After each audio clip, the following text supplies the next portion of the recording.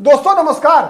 आज पहले आप कुछ वीडियो विजुअल देखिए दोस्तों, कुछ क्लिप मैं आपको दिखा रहा हूं और उसके बाद दोस्तों आप तय कीजिएगा कि अभी सीजेपी का जो आंदोलन चल रहा है या इससे पहले 3 कृषि कानून के खिलाफ जो 2021 का आंदोलन था या उससे भी पहले CAA के खिलाफ जो आंदोलन था, उससे भी पहले 2011 का अन्ना आंदोलन था, ये सब आंदोलनकारी बीजेपी से लड़ रहे थे या कांग्रेस से लड़ रहे थे। दोस्तों पहले आप ये वीडियो देख लीजिए, आप उसके बाद आप बताइएगा कि क्या इन आंदोलनों से बीजेपी को कोई नुकसान हुआ, चाहे अन्ना आंदोलन हो, चाहे CAA के खिलाफ आंदोलन हो, चाहे वो कृषि कानूनों के खिलाफ आंदोलन हो, चाहे वर्तमान में ये सीजेपी का जो आंदोलन चल रहा है, क्या इससे भारतीय जनता पार्टी को कोई नुकसान होने की संभावना है? दोस्तों आप इस वीडियो को गौर से देखिए और बताइए कि क्या ऐसे बयानों से, क्या ऐसे आंदोलन के नैरेटिव से सबसे ज्यादा नुकसान कांग्रेस पार्टी का होता है या नहीं होता है? पहले आप वीडियो देखिए दोस्तों, फिर बात करते हैं। एक एक तथ्य मैं आपके सामने रखने वाला हूं दोस्तों, आप पहले गौर से देखिए वीडियोज को, फिर बात करते हैं। क्या नाम है, कहाँ से आई हैं? मेरा नाम ज़ैबा अली है और मैं मसूरी से आई हूँ। अच्छा। हमने बीजेपी को लाके किया क्या है? बीजेपी ने क्या किया है? आतंकवाद फैला दिया, आपस में लड़ाई करवा दी। पहले तो इतने कभी झगड़े नहीं हुए। जब एक टाइम पे एक मुस्लिम था यहाँ पे प्राइम मिनिस्टर, तब तो यहाँ पे लड़ाई जंगे नहीं होते थे। अब मुस्लिमों को, अब हिंदुओं को भी खतरा हो गया है यहाँ पे रहने से, सबको खतरा हो गया है यहाँ पे रहने से। ये कुछ नहीं कर रहे हैं, यहाँ पे बस वोट कमा रहे हैं। इनको अपनी जेब गर्म करनी है। खुद तो इनके जो बच्चे हैं प्राइम मिनिस्टर्स के, एक्ट्रेस के, इनके बच्चे तो खुद जाके बाहर पढ़ लेंगे। यहाँ पे कौन बचेगा? अनबख्त बचेंगे और हम लोग बचेंगे गरीब, और कोई नहीं बचेगा यहाँ पे। तो मैं यही बोलूंगी कि जो ये है हमारे प्राइम मिनिस्टर, मतलब जो हमारे एजुकेशन मिनिस्टर है, पहले तो इनको इस्तीफा देने के लिए बोले। और मैं बहुत ज्यादा अपने जितने भी लोग इस वीडियो को देख रहे हैं, मैं यही बोलूंगी कि अगर भारत को आगे चलाना है और बचाना है और आगे बढ़ाना है, तो राहुल गांधी, अगर आपको राहुल गांधी भी पसंद नहीं, कि वो तो भेदभाव करता, अगर आप लोगों की सोच ऐसी है, नहीं बदली जा रही, तो किसी एजुकेटेड पर्सन को ही प्राइम मिनिस्टर बनाना। मैं इतना ही बोलूंगी। जी, अभी आपने कहा कि वो मुस्लिम प्राइम मिनिस्टर थे।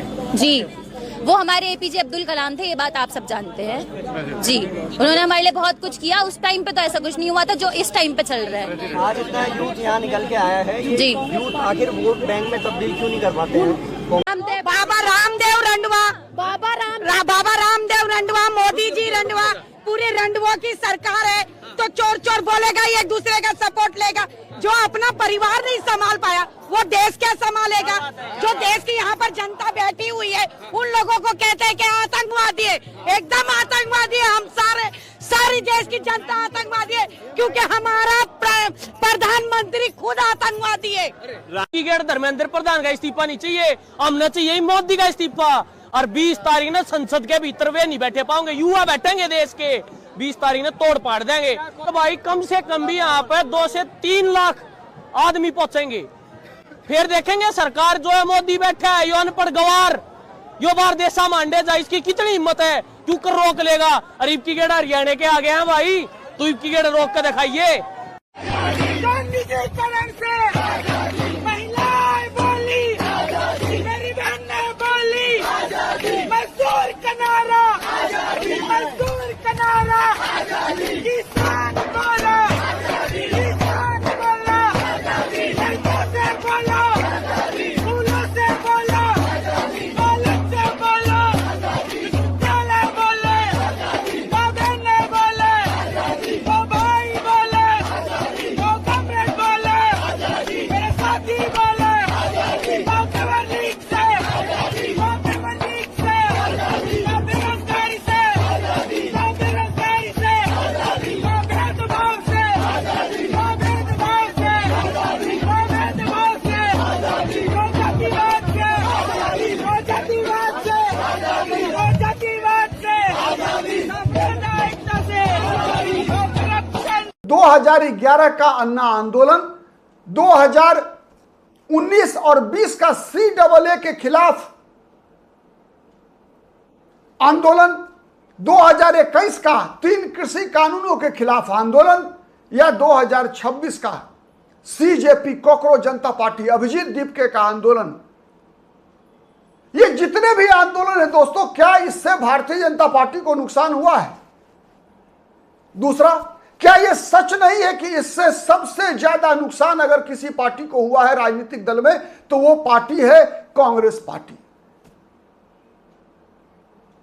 और बीजेपी के बाद यदि किसी एक राजनीतिक दल को सबसे ज्यादा लाभ मिला है इन आंदोलनों का, तो क्या वो अरविंद केजरीवाल की पार्टी आम आदमी पार्टी है या नहीं है? सीधा सवाल है दोस्तों, और इसका जवाब भी सीधा दीजिएगा, कमेंट करके जरूर दीजिएगा। दोस्तों मैं क्यों कह रहा हूं, क्यों इस आंदोलन सीजेपी आंदोलन के भी निशाने पर कांग्रेस पार्टी है?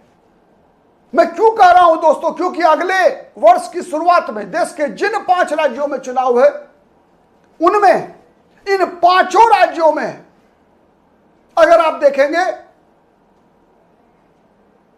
तो इस आंदोलन का मकसद है कि कांग्रेस को नुकसान पहुंचाया जा सके और फायदा किसको पहुंचाया जा सके, तो मैक्सिमम बेनिफिट बीजेपी को इनडायरेक्ट बेनिफिट है, इनडायरेक्ट बेनिफिट है। डायरेक्ट बेनिफिट किसको है? आम आदमी पार्टी को। मैं दावे से कह रहा हूं दोस्तों, मैं तथ्य रख रहा हूं, पूरा वीडियो देखिएगा, आप बने रहिएगा अंत तक। एक एक बात मैं बता रहा हूं दोस्तों आपको, एक एक बात आप देखिएगा कि इन आंदोलनों से, अन्ना आंदोलन से लेकर आज ये अभिजीत दीपके के आंदोलन तक केवल और केवल लाभ अरविंद केजरीवाल की पार्टी को हो रहा है और लूजर कांग्रेस पार्टी है, राहुल गांधी है। शुरुआत करते हैं 2011 से दोस्तों। अन्ना हजारे को आमरण अनशन करने के लिए बैठा दिया गया अरविंद केजरीवाल के द्वारा। माहौल क्या बनाया गया पार्टी बनाने के लिए कि कांग्रेस के अंदर जितने भी लोग हैं सब भ्रष्ट हैं। बीजेपी के भी 2 नेताओं पर अरविंद केजरीवाल ने आरोप लगाए थे। जब अरविंद केजरीवाल ने अपनी पार्टी गठित कर ली थी 2011 अन्ना हजारे का उपयोग करके, जब 2012 में अरविंद केजरीवाल ने अपनी आम आदमी पार्टी बनाई और पहला चुनाव दिल्ली विधानसभा का लड़ा, तो अरविंद केजरीवाल कांग्रेस के हर नेता के खिलाफ, सोनिया गांधी, राहुल गांधी, प्रियंका गांधी, रॉबर्ट वाड्रा, शीला दीक्षित, सुरेश कलमाडी, जितने भी कांग्रेस के बड़े बड़े नेता थे दोस्तों, कैप्टन अमरिंदर सिंह, सब के खिलाफ अरविंद केजरीवाल मोटे मोटे सबूत लेकर घूमते थे। दिल्ली में सरकार बन गई अरविंद केजरीवाल की, पंजाब में भी सरकार बन गई।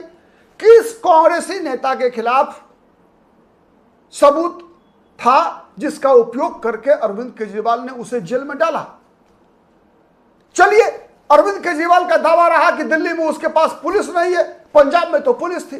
किस एक कांग्रेस नेता जिसे जेल की हवा खिलाई हो अरविंद केजरीवाल ने? केवल झूठ था, केवल झूठ था। बीजेपी के जब नेताओं के खिलाफ अरविंद केजरीवाल ने ऐसे ही आरोप लगाए तो बीजेपी के नेताओं ने तो कोर्ट में माफी मंगवा लिया अरविंद केजरीवाल से, चाहे वो अरुण जेटली रहे हो, चाहे वो नितिन गडकरी रहे हो, सबने माफी मंगवाई अरविंद केजरीवाल से बीच अदालत में। लेकिन कांग्रेस की स्थिति क्या हो गई? कांग्रेस पार्टी चिन्हित हो गई भ्रष्ट राजनीतिक दल के रूप में, और उसका सबसे ज्यादा लाभ किसको मिला? भारतीय जनता पार्टी। 2014 में 282। और किसी ने कल्पना नहीं किया था कि बीजेपी 200 सीट पार कर सकती है। उस बीजेपी को 282 लोकसभा सीट जीतने में मदद कर दिया अरविंद केजरीवाल और अन्ना हजारे के आंदोलन ने। सच है या नहीं है बताइएगा। उसके बाद चलिए, दूसरा बड़ा आंदोलन देश में हुआ। मैं क्या कह रहा हूं, बात को समझने का प्रयास कीजिएगा दोस्तों। झूठ के आधार पर आंदोलन चलाया जाता है और उस आंदोलन को एक अलग रूप देकर जब यह आंदोलन की एक श्रृंखला चलती आ रही है देश में, तो सबसे बड़ी लूजर कांग्रेस पार्टी है। शायद कांग्रेस को अब भी ये समझ में आए या ना आए मुझे नहीं पता। कांग्रेस क्यों नहीं समझ पा रही है इस विषय को मुझे नहीं पता। लेकिन दोस्तों, मेरा काम कांग्रेस पार्टी और भारतीय जनता पार्टी के लिए बैटिंग करना नहीं, बल्कि आम लोगों को, आपको अपनी राजनीतिक समझ के अनुसार कुछ विषय आपसे शेयर करना मेरा मकसद है, और मैं वही काम कर रहा हूं। मेरा काम कितना पसंद आता है कमेंट करके बताइएगा दोस्तों। 2011 के अन्ना आंदोलन के बाद दिल्ली में अरविंद केजरीवाल मुख्यमंत्री बन गए, और वो भी उस कांग्रेस पार्टी के समर्थन से जिस पार्टी के खिलाफ झूठ बोलकर अरविंद केजरीवाल ने अपनी राजनीतिक पार्टी बनाई थी। उसके बाद क्या हुआ? उसके बाद CAA 19-20, शाहीन बाग। दोस्तों याद कीजिए, शाहीन बाग के आंदोलन का मकसद क्या था, कानून क्या था? CAA में क्या हुआ था? Citizenship amendment act. इसके तहत व्यवस्था क्या थी? व्यवस्था यह थी कि वो गैर मुसलमान जो पाकिस्तान, अफगानिस्तान, बांग्लादेश जैसे जगहों पर, जहां पर कि जो कि इस्लामिक देश है, यहां वो अल्पसंख्यक हिंदू, सिख, बौद्ध, जैन जिनके साथ धार्मिक प्रताड़ना के कारण वो अपना देश छोड़कर भारत की नागरिकता लेना चाहते हैं, उनको भारत सरकार नागरिकता देगी। लेकिन आंदोलन हुआ क्यों? कि हमारी नागरिकता छीनी जा रही है, नागरिकता छीनी जा रही है। आंदोलन का नेतृत्व कौन कर रहे थे? उसमें भी अधिकतर यही आम आदमी पार्टी, योगेंद्र यादव से लेकर आशुतोष, लंदफंद, देवानंद, ऐसे ही लोगों की भरमार थी जो आंदोलन का नेतृत्व कर रहे थे।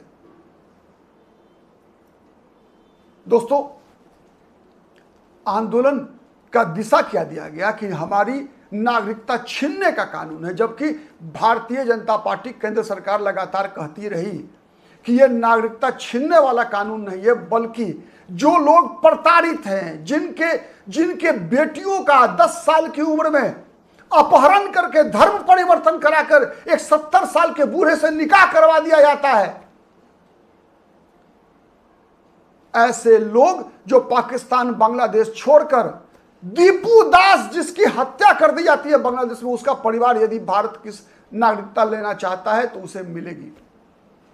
लेकिन झूठ, केवल झूठ बोलकर की नागरिकता छीन ली जाएगी, नैरेटिव बनाकर 2019-20 का लोकसभा चुनाव के बाद जो माहौल बना दोस्तों, उसके बाद जितने भी चुनाव हुए, बीजेपी को फायदा हुआ कि नुकसान हुआ?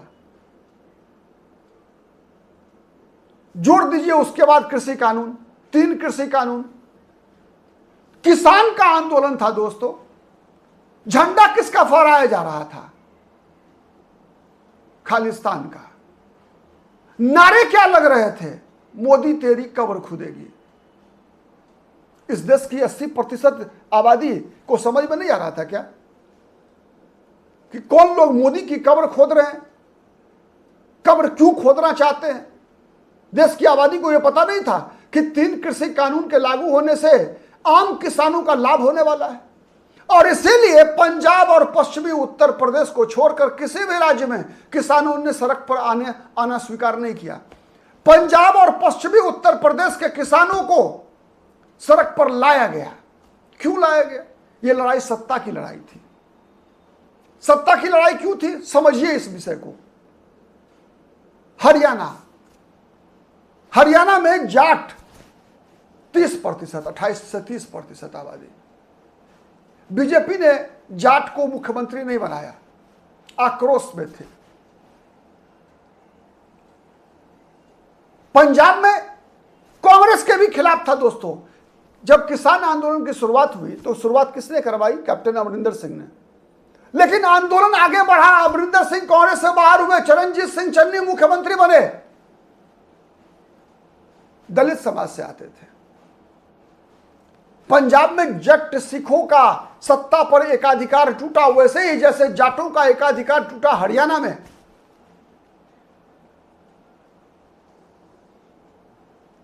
तो अगर गौर से देखेंगे दोस्तों तो यह हरियाणा, पंजाब और पश्चिमी उत्तर प्रदेश के जाटों का आंदोलन था, हिंदू जाटों का और सिख जाटों का।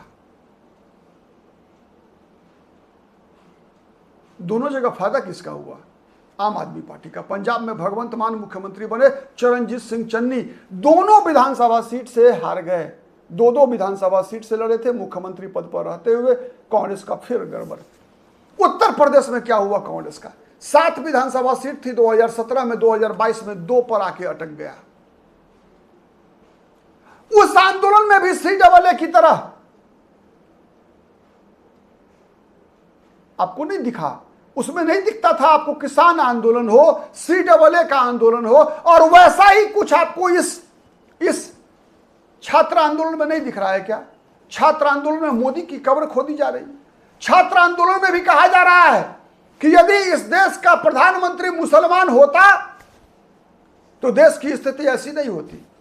अब आप समझिए कि देश में मुसलमान प्रधानमंत्री होता तो नीट का क्वेश्चन पेपर आउट नहीं होता, तो शिक्षा मंत्री इस्तीफा दे चुका होता।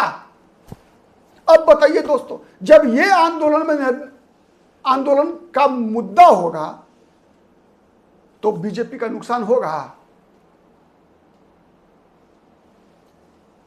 किसका नुकसान होगा? कांग्रेस का नहीं होगा नुकसान। क्यों है ऐसे नारे? गुजरात में कांग्रेस पार्टी की संभावनाओं को पलीता कौन लगा रहा है? क्या आम आदमी पार्टी कांग्रेस की संभावनाओं को गुजरात में पलीता नहीं लगा रही है? उत्तराखंड में चुनाव लड़ने के लिए आम आदमी पार्टी नहीं पहुंच जाती है। गोवा में आम आदमी पार्टी चुनाव लड़ने नहीं पहुंचती है। पंजाब में तो आम आदमी पार्टी है ही।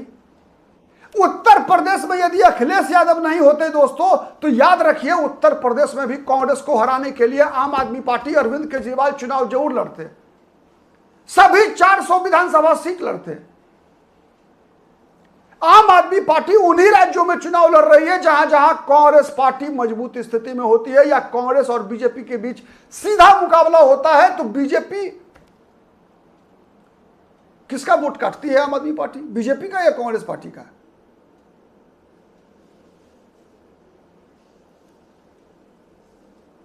सोचिए और जवाब दीजिएगा।